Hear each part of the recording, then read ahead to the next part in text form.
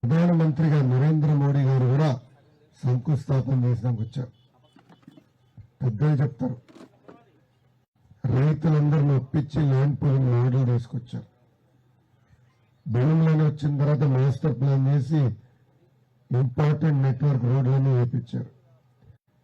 SRM, VIT, అమృతమే యూనివర్సిటీలు కూడా తీసుకొచ్చారు.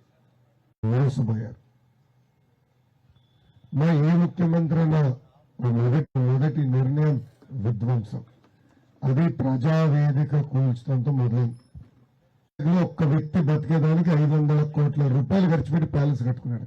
ఒక్క వ్యక్తి ఉల్లంఘించారని అదనంగా 200 కోట్లు ఫైన్ వేశారు. అంటే ఎలా డబ్బులు వృధా చేశారనడానికి ఇది ఒక ఉదాహరణ. పార్టీ అభ్యర్థిగా మీ ముందల నుంచా మీరు ఎదుర్కొన్న సమస్యలు నేను తెలుసుకోలేకపోయా. నేనేంటో మీకు అర్థమయ్యే ఎన్నికలు అయిపోయినాయి. ఇంతేకాదు 29 సంక్షేమ అభివృద్ధి కార్యక్రమాలు చేశాం. పక్కనే ఉన్న ప్లే గ్రౌండ్ కూడా అది ప్రైవేట్ భూమి, మా పార్టీకి చెందిన యువనాయకుడు భూమి. అదని ఇప్పుడు ఇంకా చాలా పనులు చేయాల్సిన అవసరం ఉంది. మంగళగిరి నియోజకవర్గం అనేది రాష్ట్రం నడిబొడ్డున ఉంది. డెవలప్మెంట్ చేసి అక్కడున్న అపార్ట్మెంట్స్ చుట్టుపక్కల ప్లే గ్రౌండ్, ఇతర మౌలిక సదుపాయాలు కల్పించాలి, అక్కడ అందించాలి. దాని తర్వాత జోనల్ బేస్డ్ డెవలప్మెంట్ చూసుకుని పెద్ద అమరావతి దెబ్బగా ఇదంతా అపార్ట్మెంట్లు వచ్చేసినాయి. ఒక్కొక్క అపార్ట్మెంట్ బిల్డింగ్ మూసిన నీరుని తీసుకుని ఏటీపీ ప్లాంట్ల ద్వారా శుద్ధి చేయాలి. తర్వాతనే నీళ్లు ఉడబెట్టాలి. కానీ అదే ఏర్పాటు చేసే బాధ్యత మీ లోకేష్ తీసుకుంటాడని. దీనివల్ల డిజైనింగ్ కొత్త టెక్నాలజీలు వచ్చినాయి. ఆ టెక్నాలజీలతో మన అనుసంధానం అవ్వాల్సిన అవసరం. సో ఒక పక్కన critical infrastructure, social infrastructure, work culture తీసుకురావాల్సిన బాధ్యత మన పైన ఉంది. నా లక్ష్యం ఒకటే, ఒక ఆదర్శ నియోజకవర్గంగా మంగళగిరిని తీర్చిదిద్దాలి. కేవలం ఆంధ్ర రాష్ట్రంలో కాదు, భారతదేశంలోనే అన్ని రంగాల్లో మంగళగిరి నియోజకవర్గం నంబర్ 1 ఉండాలనేది మీ లోకేష్ లక్ష్యం. అవేర్నెస్ కష్టపడతా. నేను మొన్న కూడా తాడిపత్రికి వెళ్ళా, శంకరావం కార్యక్రమం. ఈరోజు కూడా గర్వంగా చెప్తున్నా, చాలా శుభ్రంగా ఉంటుంది తాడిపత్రి. మన రోడ్లు చూడండి, ఎక్కడికి వెళ్ళినా ప్లాస్టిక్ చెత్త, అంటే థర్మోకాల్. తాడిపత్రిలో జేసీ ప్రభాకర్ రెడ్డి గారిని అడిగా, ఎందుకు మీ రోడ్ల పైన చెత్త ఉండదని. ఇది నేను 2017లో అడిగా, 16 అడిగా. అప్పుడు వెళ్ళినప్పుడు ఆయన ఒక ఊర్లో ఒకే ఒక ఫ్లెక్సీ ఉంది. ఆయన ఫ్లెక్సీ కర్ర పట్టుకుని ఉంటాడు. దాంట్లో ఎవరైనా చెత్త రోడ్డు పైన వేస్తే కర్ర పట్టుకుని వచ్చి కొడతానంటాడు. అలా చేస్తాను నేను అనట్లేదు, కానీ మనలో కూడా చైతన్యం రావాలి. చెత్త నడుచుకుంటే కూర్చోదు కదా, మనం వేస్తే కదా వెళ్ళేది అక్కడికి. మనం ఇతర దేశాలకు వెళ్ళి చెత్త ఏం రోడ్ల పైన, కానీ మనం వేస్తాం. ఇది అన్యాయం. ఫస్ట్ మొత్తం క్లీనప్ చేయాలి. చెత్త వేస్తాం కూడా చెత్త బుట్లు ఏర్పాటు చేయాల్సిన బాధ్యత మున్సిపాలిటీ పైన, కార్పొరేషన్ పైన. మన కార్పొరేషన్ మున్సిపాలిటీ నాకే తెలియట్లా, రెండింటి మధ్యలో ఉంది. ఆర్కే గారు లాగా పన్నుల కార్పొరేషన్, పన్నుల భారం కార్పొరేషన్, కానీ మౌలిక వసతుల కార్పొరేషన్ దూరంగా ఉన్నాయి. పంచాయతీ కానీ దారుణంగా ఉన్నాయి అందరా. సో అటు ఇటు కాదు, మధ్యలో ఇరుకుపోయాం. సో ఆదర్శంగా చేయాలి. ముందలంతా క్లీనప్ చేయాలి. చేసి చెత్తబుట్లు ఏర్పాటు చేస్తాం. టైం టు టైం అది కలెక్ట్ చేస్తాం. ఆ ఇన్ఫ్రాస్ట్రక్చర్ అంతా క్రియేట్ చేస్తాం. మనందరిలో చైతన్యం రావాలి. కేవలం మన అపార్ట్మెంట్లే కాదు, పట్టణంలో కూడా భూగర్భ డ్రైనేజ్ చేయాలి. ఇప్పటికీ చాలా స్పష్టమైన నిర్ణయం తీసుకుని పిన్ టు పిన్ రోడ్లు కూడా వేయాల్సిన అవసరం ఉంది. పట్టణంలో చూసిన రోడ్లు ఎంత దారుణమైన, ట్రాఫిక్ పెరిగిపోయింది, రోడ్లంతా గుంతలమయ అయిపోయినాయి. అదంతా సిస్టమేటిక్ గా చేయాల్సిన అవసరం ఉంది. అది చేసే బాధ్యత మీ లోకేష్ తీసుకుంటాడు. అందుకే బాబు సూపర్ 6 మేనిఫెస్టోలో మొదటి హామీ 20 లక్షల ఉద్యోగాలు కల్పిస్తాము. 20 లక్షల ఉద్యోగాలు కల్పిస్తే ఆంధ్ర రాష్ట్రం ఆదాయం దాదాపు 2 రేట్ల పైన పెరుగుతుంది. సో అప్పుడు సంక్షేమ అభివృద్ధి రెండు కలిసికట్టుగా మనం ముందుకు తీసుకెళ్ళగలుగుతాం. తెలుగుదేశం పార్టీకి, అలయన్స్ కి సంక్షేమ అభివృద్ధి అనేది జోరెద్దు బండి. ఈ రెండు ముందలకైతేనే మనం రాష్ట్రం అభివృద్ధి చెందుతుంది. పక్క రాష్ట్రాలు చూస్తే నిజంగా ఈరోజు అసూయపడుతున్నా. ఒక హైదరాబాద్ తీసుకోండి, ఒక చెన్నై తీసుకోండి, బెంగళూరు లాంటి పట్టణాల్లో కూడా స్పీడ్ ముందరికెళ్తున్నారు. వాళ్ళకున్న సమస్యలు వాళ్ళకు ఉన్నాయి, కానీ ఏ ప్రభుత్వం వచ్చినా ఆ పట్టణాలను అభివృద్ధి చేస్తూ ముందరికెళ్తున్నారు. భారతదేశ చరిత్రలో అభివృద్ధి వ్యతిరేకంగా పనిచేసిన ఏకైక ముఖ్యమంత్రి జగన్మోహన్ రెడ్డి గారు. ఈరోజు ఉద్యోగాల కల్పన గురించి ఇంత మాట్లాడుతున్నాం. ఆయన తీసుకున్న 3వ నిర్ణయం పీపీఏ రద్దు, పవర్ పర్చేస్ అగ్రిమెంట్ రద్దు చేస్తుంటారు. బాబు గారు ముందు చూపుతూ రాబోయే 25 సంవత్సరాలు మనకు ఎంత విద్యుత్ అవసరమో ఫోర్కాస్ట్ చేసి సోలార్ ప్లాంట్లు అన్ని పెట్టించారు. ఈ ప్రభుత్వ అధికారులకు వచ్చిన ₹2.25-30 పీపీఏ చాలా ఎక్కువ అని చెప్పి రద్దు చేశారు. ఇదే ప్రభుత్వం మార్కెట్కి వెళ్ళి అదే కరెంటుని ₹10 కొనింటారు. ఆ భారం తీసుకొచ్చి మన రెత్తిమని రుద్దుతున్నారు, ఇంకా మార్చి బిల్లు వచ్చినాయి ఏప్రిల్లో, అందరికీ కాలింది. 100 వచ్చే బిల్లు 1000 వస్తున్నాయి, 1000 వచ్చే బిల్లు 10,000 వస్తున్నాయి.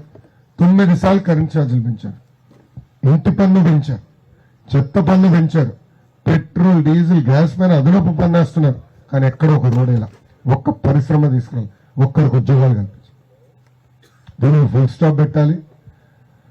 మీ అందరూ తెలుసు, చంద్రబాబు నాయుడు గారు అంటేనే అభివృద్ధి. ఆటోమేటిక్ రోడ్లు కానీ 24 గంటల కరెంటు కానీ ఆటోమేటిక్ అయిపోతాయి. సో ఏమి చేయాల్సిన అవసరం ఉంది. దారి తప్పిన రాష్ట్రాన్ని సరైన దారిలో పెట్టాల్సిన బాధ్యత మనందరిపై ఉందని ఈ సభాముఖం మీ అందరూ తెలుపుకుంటూ,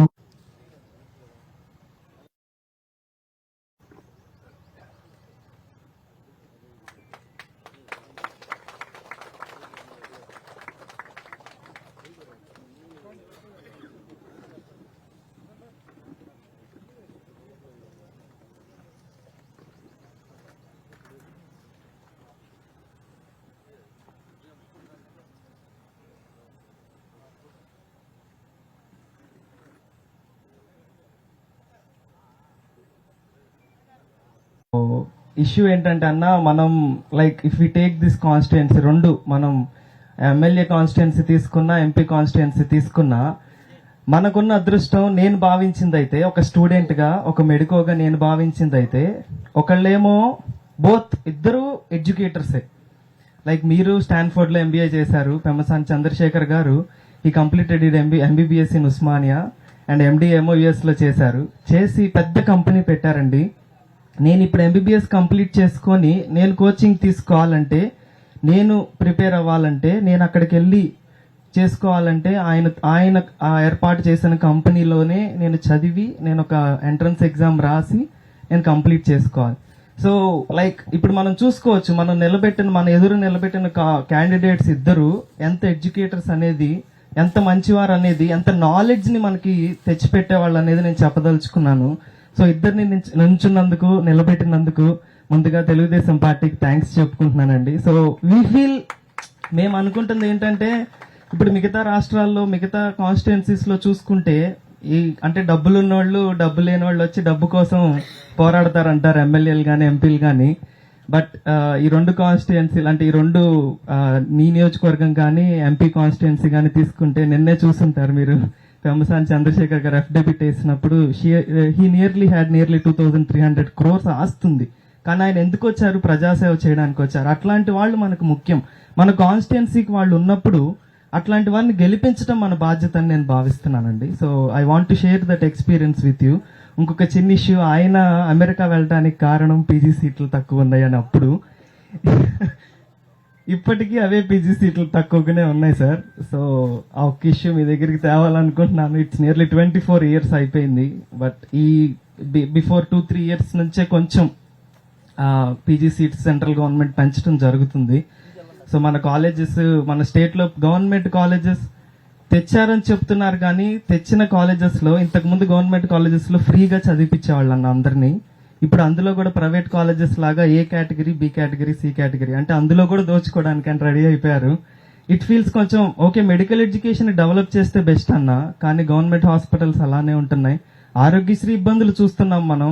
వాళ్ళు ప్రైవేట్ హాస్పిటల్స్ కంప్లీట్ గా వాళ్ళు మేము ఆరోగ్యశ్రీ ఇంకా అడ్మిషన్ తీసుకోమనే స్థాయికి వెళ్ళిపోయారు. వాళ్ళు వెళ్ళిపోయి ధర్నాలు చేసిన రోజులు కూడా ఉన్నాయి. అట్లాంటి స్టేజ్ నుంచి మనం ఆరోగ్యశ్రీ విషయంలోనూ అలానే గవర్నమెంట్ హాస్పిటల్స్ డెవలప్మెంట్ విషయంలోనూ ఒక డాక్టర్గా కంప్లీట్ చేసుకున్న డాక్టర్గా నేను అదొక్కటే అడుగుతున్నాను. చాలా హెవీగా ఉన్నాయి యుఎస్ యూకేలో.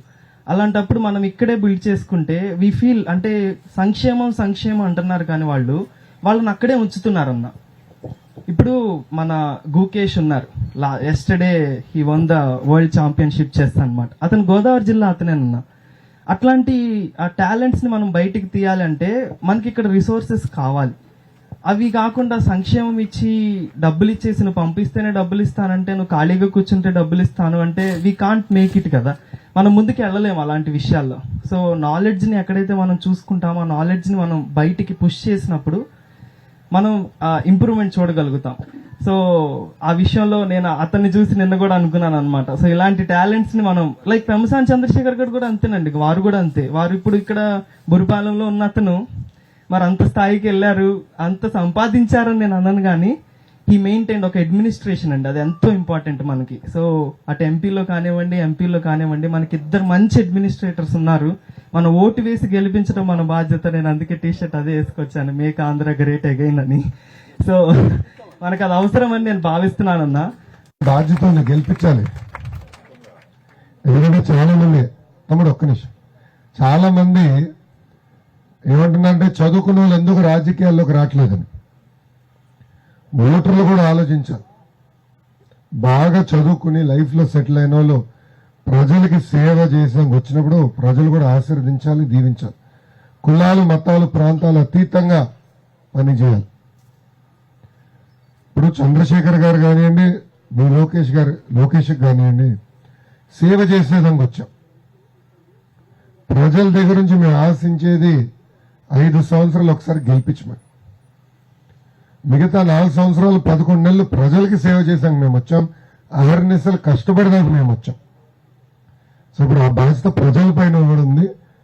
గెలిపిస్తాం కాదు, భారీ నివేదిక గెలిపించాలని మేము కోరుతున్నాం. ఆరోగ్యశ్రీకి చికిత్స కాదు స్వామి, ఆరోగ్యశ్రీనే అనారోగ్యశ్రీ అయిపోయింది. ఈ ప్రభుత్వం కూడా అక్కడ కూడా కులం పేరు తీసుకొచ్చి ఆసుపత్రులకి సరిగ్గా డబ్బులు చెల్లించగా వాళ్ళు కూడా ఇబ్బంది పడుతున్నారు. దానివల్ల ఆసుపత్రులు కూడా ఇప్పుడు చేతులు ఎత్తేసరికి మేము చేయలేమని. సో పేద ప్రజలు అనేక ఇబ్బందులు ఎదుర్కొంటున్నారు.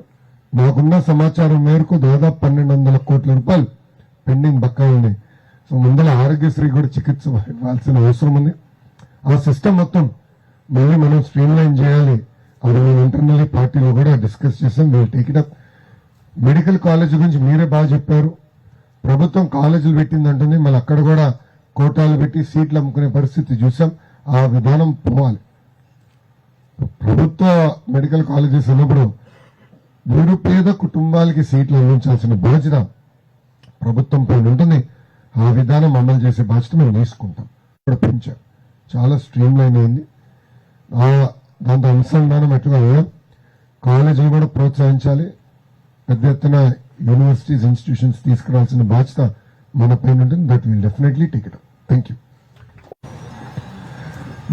నేను అనుకునేది మనం అప్గ్రేడ్ అవ్వాల్సిన అవసరం ఉంది. ఎగ్జాక్ట్. నేను కూడా ఏమంటున్నానంటే కాటన్ చేయొద్దని నేను అనట్లా, బట్ కాటన్కి వచ్చే గల పవర్ లూమ్ పోటీకి వచ్చేసింది. కాటన్ లో పవర్ లూమ్ పోటీకి వచ్చేసింది. సెమీ ఆటోమేటిక్ వచ్చేసినాయి.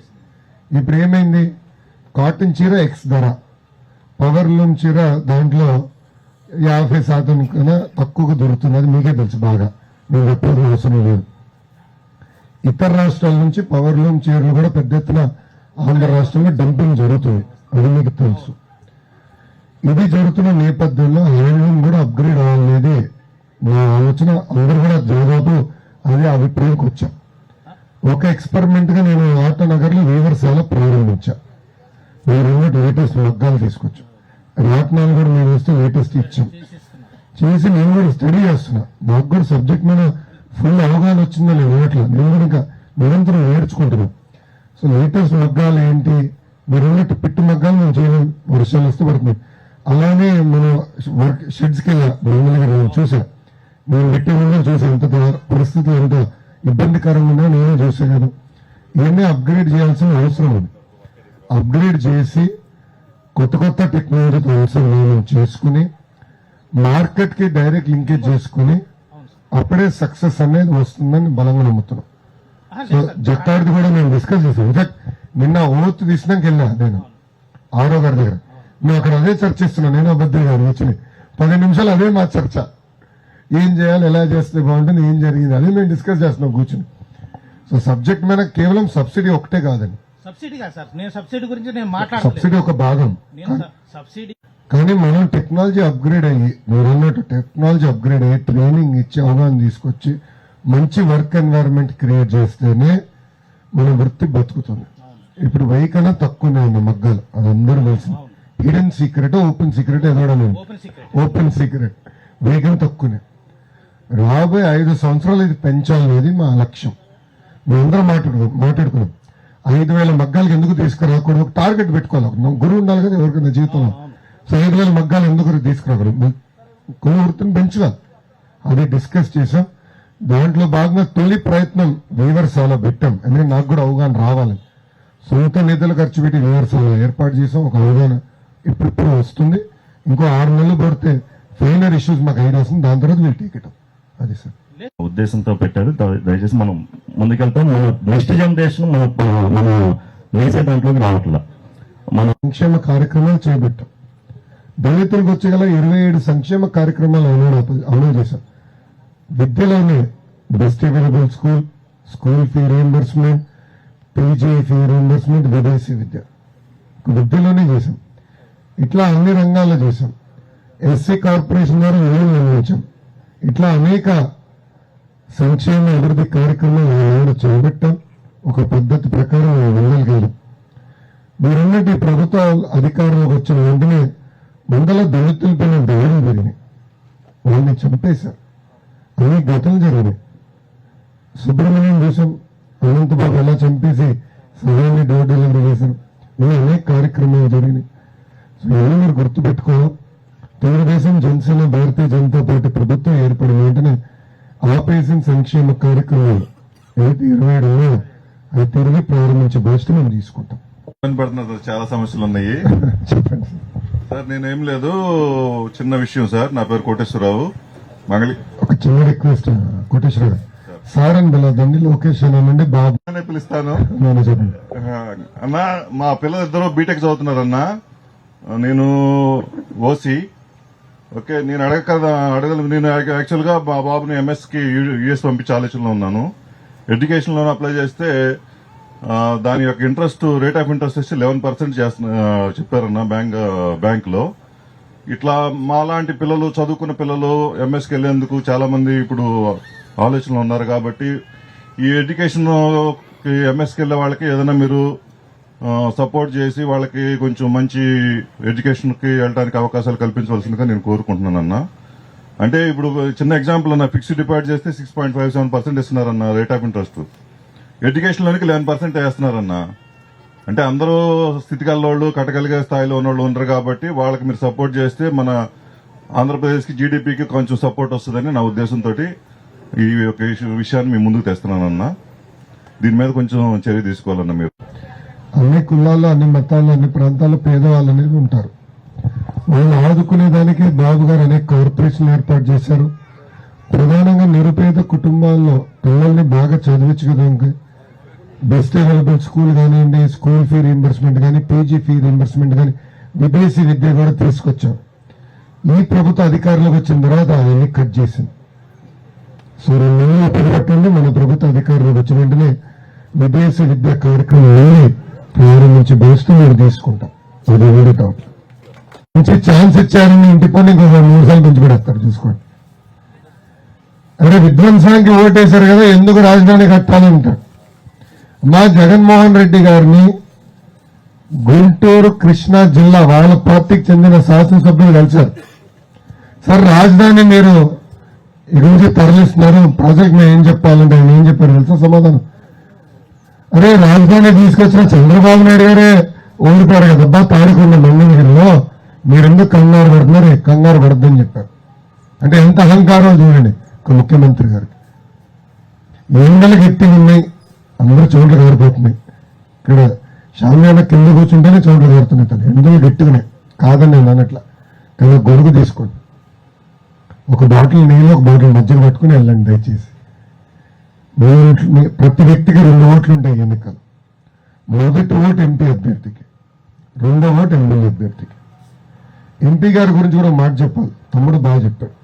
పిల్లసాని చంద్రశేఖర్ గారు 6 అడుగులు అందగాడు, ఈ మధ్య నిలబడ్డాడు, బాగా ఎరిగాడు, బాగా కష్టపడుతున్నాడు, ప్రజలకి సేవ చేసినాక వచ్చాడు.